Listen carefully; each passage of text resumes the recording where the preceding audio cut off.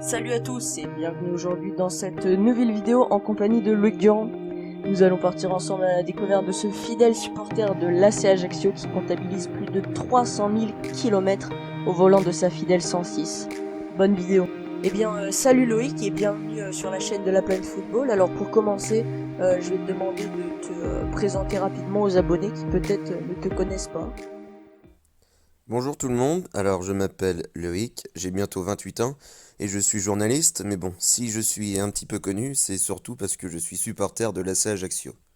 Alors effectivement, on te connaît parce que tu es un fidèle supporter de l'AC Ajaccio, mais la question qu'on se pose tous, c'est comment t'es venu cette ferveur tout simplement pour ce club d'Ajaccio. C'est venu comme ça, sans véritable explication, comme j'aime bien le dire, c'était un coup de foudre en allant à un match à domicile à l'ACA quand j'étais tout petit. Et depuis, voilà, depuis cette date, ce jour-là, eh ben, je suis tombé amoureux de l'ACA. Donc je suis l'ACA depuis très longtemps. Et, euh, Et voilà, maintenant je fais les déplacements depuis 2011 dès que j'ai eu le permis de conduire. Et maintenant, forcément, est-ce que tu peux nous parler un peu de ta fameuse 106 qui t'accompagne pour tous tes déplacements? Alors c'est vrai que ma voiture, ma fameuse 106, fait partie de mon aventure, on va dire, elle a une part entière dans mes aventures. Donc en fait c'est la première voiture que j'ai eue quand j'ai eu 19 ans, au moment où j'ai eu le permis. Je l'ai achetée, c'était la voiture de mon oncle, et depuis, donc ça fait plus de 7 ans, 8 ans même, je l'ai toujours, elle a plus de 330 000 km et je l'utilise encore tous les 15 jours pour faire les déplacements. Donc pour l'instant, j'ai pas eu de grosses pannes avec. D'ailleurs, ma plus grande peur, c'est de tomber en panne sur la route d'un match. Mais pour l'instant, tout s'est bien passé et elle continue à faire son petit bonhomme de chemin. Donc ce qui est bien, c'est que elle consomme pas beaucoup de gasoil, elle m'a pas coûté cher et puis voilà, c'est ma voiture. On va dire que je l'aime. Et peux-tu nous donner maintenant ton top 3 des meilleurs moments passés dans des stades? C'est compliqué de faire un top 3 de mes meilleurs déplacements, sachant que pour moi, ils sont tous bien. J'ai passé à chaque fois, j'en suis à 145 déplacements exactement, et je n'ai pas de mauvais souvenirs. Donc je vais quand même réussir à en détacher plusieurs. Il y a celui à Quimperlé en Coupe de France, au mois de janvier 2013, je crois. Donc c'était vraiment un match de Coupe de France dans un stade champêtre avec de la pluie, avec un terrain pourri. Mais j'ai été tellement bien accueilli par les Bretons qui m'ont offert à manger, à boire, qui m'ont même proposé d'aller dormir chez eux, que voilà, ça fait partie des bons moments, surtout que l'ACA avait finalement gagné. Donc après, je peux aussi parler des déplacements à Lens, où on est toujours très bien accueilli, où il y a bien sûr un public important et la meilleure ambiance de Ligue 2 sans aucun souci. Donc voilà, mais de toute façon, en général, quand on va soit en Bretagne, je recommence vu que la fin ça a bugué. Donc de toute façon, du moment où on va soit en Bretagne, soit dans le Nord, on est toujours très bien accueilli et il y a toujours une très bonne hospitalité. Et c'est ça aussi que je recherche.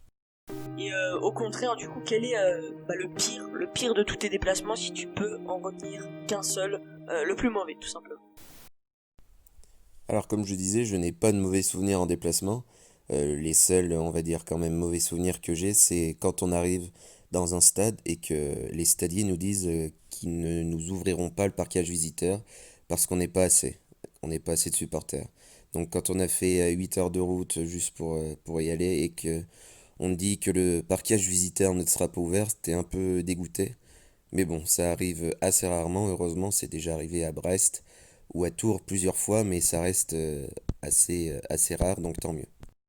Parlons football maintenant. Quel est le joueur qui vous a le plus marqué à l'ACA, toute période confondue? Ma réponse ne veut pas être très étonnante, c'est bien évidemment Memo Ochoa, le gardien mexicain.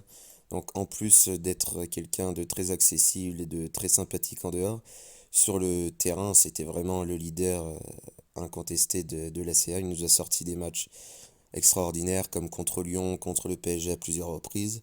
Et c'est de toute façon le meilleur joueur passé par l'ACA dans son histoire. Avez-vous un stade en Ligue 2 que vous préférez, où il y a la meilleure ambiance, ou tout simplement le plus beau stade? Le plus beau stade de Ligue 2, c'est Félix Bollaert de Lens, bien sûr, surtout que il est souvent plein, il y a beaucoup d'ambiance, il est très beau vu qu'il a été fraîchement refait aussi. Après, j'ai une petite ferveur pour celui de Sochaux par exemple, ou celui de Strasbourg à l'époque de la Ligue 2 qui était très bien et qui m'avait impressionné, mais vraiment c'est le stade Félix Bollaert, le plus beau stade de Ligue 2.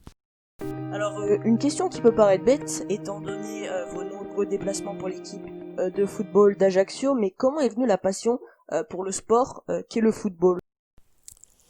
J'en ai aucune idée, enfin j'en ai aucun souvenir, sachant que ma famille est pas du tout foot au départ, donc ni mon père ni ma mère n'aimaient le foot. Mais bon, je suis né dans les années 90 et voilà, quand j'ai eu 5 6 ans, j'ai forcé mes parents à m'inscrire au foot. Et voilà, depuis que j'ai 5 ans, je joue au foot, toujours dans le même club, je joue encore au foot. Donc cette passion du foot, c'est un mystère, mais elle est présente et très présente chez moi. Et pour finir, la fameuse question, comment assurez-vous ces nombreux déplacements financièrement? Combien cela vous coûte? Selon si le déplacement est loin ou pas, ça peut varier du simple au double, un prix de déplacement. Donc en général, ça va me coûter entre 70 et 100 euros, un peu plus pour les plus lointains. Sachant que, comme je disais tout à l'heure, ma 106 ne consomme pas trop de gasoil et j'évite les autoroutes. Donc déjà, niveau gasoil et autoroute, je ne dépense pas grand-chose. Après, le prix d'un billet en Ligue 2 n'est que de 5 euros, donc c'est très raisonnable. Donc je réussis à m'en sortir pour pas trop cher à chaque fois. Euh, Après, il faut savoir aussi que je prends à manger dans le stade et avant aussi sur la route. Donc voilà, ça peut me coûter à environ 100 euros, on va dire. J'ai jamais fait le calcul complet sur une saison parce que j'ai peur que ça me fasse peur justement. Mais voilà, après je suis journaliste, je travaille à côté, donc j'ai aucun souci pour financer mes déplacements.